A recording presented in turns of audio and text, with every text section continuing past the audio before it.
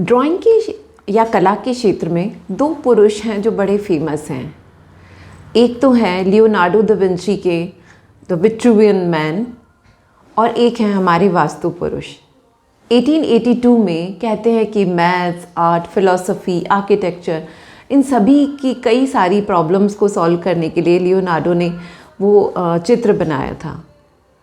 और वास्तु पुरुष का ये जो चित्र है, माइथोलॉजिकल जो कथा है उसके ऊपर वो बेस्ड है, मगर दोनों बहुत ही फेमस हैं। जब भी आप इनका एक नाम लिखिएगा, आपका स्क्रीन इन सारी तस्वीरों से भर जाएगा।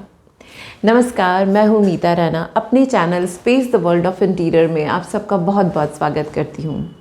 मैं उदयपुर शहर में रहती हूँ। पिछले 25 सालों से इंटीरियर डिज़ाइनिंग के क्षेत्र में काम कर रही हूँ।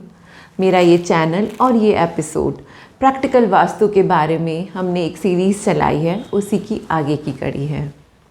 और जैसे कि मैंने कहा कि ये दोनों पुरुष जो बहुत ही फेमस हैं और जिसमें हम आज वास्तु पुरुष के इस चित्र के बारे में बात करने जा रहे हैं।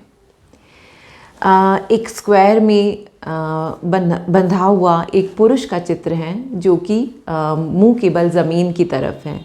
जो कहानी है शायद आप जानते हो और नहीं जानते हो तो उसके बारे में सर्च करके पढ़ सकते हैं। मैं सिर्फ चित्र के बारे में आपसे बात करना चाहती हूँ। तो जो चित्र है कि वो पुरुष ज़मीन की तरफ मुंह किए हुए है और उनका जो बॉडी पोस्चर है वो एक स्क्वायर के अंदर बिल्कुल फिक्स है।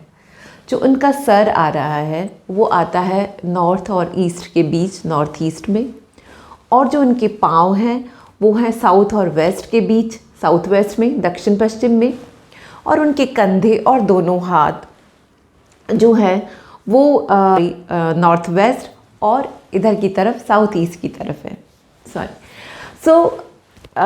अब बहुत ही अद्भुत जो चीज़ है वो है ड्राइंग। बहुत ही अद्भुत कला है।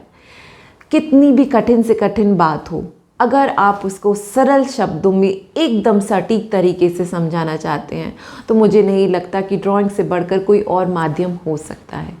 मैं अनेकों बार अपने इस चैनल के ज़रिए आप लोगों से कह भी चुकी हूँ कि ड्राइंग की अपनी भाषा है, ड्राइंग की अपनी लैंग्वेज है। ड्राइंग की तरह मदद से हम कितनी तरह से अपनी बातों को कह सकते हैं और कहते भी आए हैं, चाहे वो केवमैन के समय से जो उनकी कहानी है या उनका जीवन है।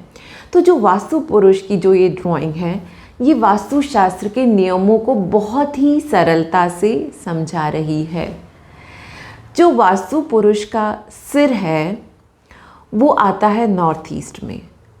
अब जो हम अपने बॉडी को ही मान लें और हम अपने बॉडी से ही इस चित्र को अगर तुलना करें, तो अगर हमारा दिमाग भार मुक्त रहेगा तो हम ज़्यादा अच्छे से सोच पाएंगे, ज़्यादा अच्छे से चीज़ों पर विचार कर पाएंगे, ज़्यादा अच्छे से तुलना कर पाएंगे, दोनों पक्षों को देख सकेंगे और सही और गलत का चुनाव कर सकेंगे। तो हमारे सर का भार मुक्त होना बहुत ज़्यादा ज़रूरी है। नॉर्थ ईस्ट भी ये कहता है कि जो भवन का हिस्सा हो वो भार मुक्त रखिए, हल्का रखिए। तो ये बहुत सीधा सा कनेक्शन समझ में आ रहा है। दूसरी तरफ साउथ वेस्ट, जहाँ पर उनके पैर बताए गए हैं। हमारे शरीर का वज़न कौन उठाता है? कौन हमारे शरीर का भार उठाता है या सामर्थ्य रखता है भार को उठाने की? हमारे पैर। तो जो आपकी बिल्डिंग का सबसे वज़न वाला हिस्सा हो या जहाँ पर भार आप दे सकते हैं, वो हिस्सा होना चाहिए आपका साउथ वेस्ट, जो आपके भार को उठा पाए। जो एक्टिविटी करने वाले हैं, हम अपने काम किन से करते हैं, हमारी जिम्मेदारियों को हम कहाँ से उठाते हैं? हमारे कंधों से।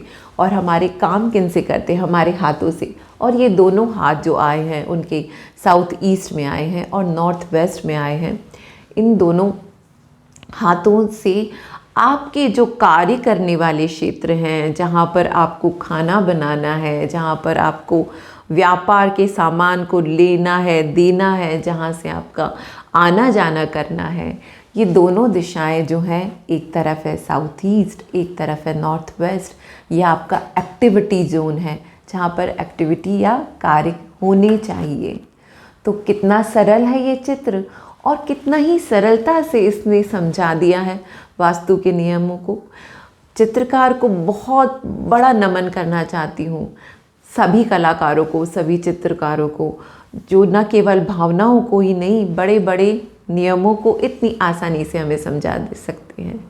आशा करती हूँ प्रैक्टिकल वास्तु के इस सीरीज़ में मैं धीरे धीरे बढ़ रही हूँ, आप भी मेरे साथ चलते रहेंगे और हम जानने की कोशिश करेंगे कि लॉजिकली क्या हो सकता है जिसे हम अपना सकते हैं और हम सीख सकते हैं। मेरा साथ देने के लिए, इस चैनल को पसंद करने के लिए, इसे सब्सक्राइब करने के लिए आप सबका बहुत बहुत धन्यवाद। इसी तरह से हर एपिसोड में प्रोत्साहित करते रहिएगा। Thank you so much.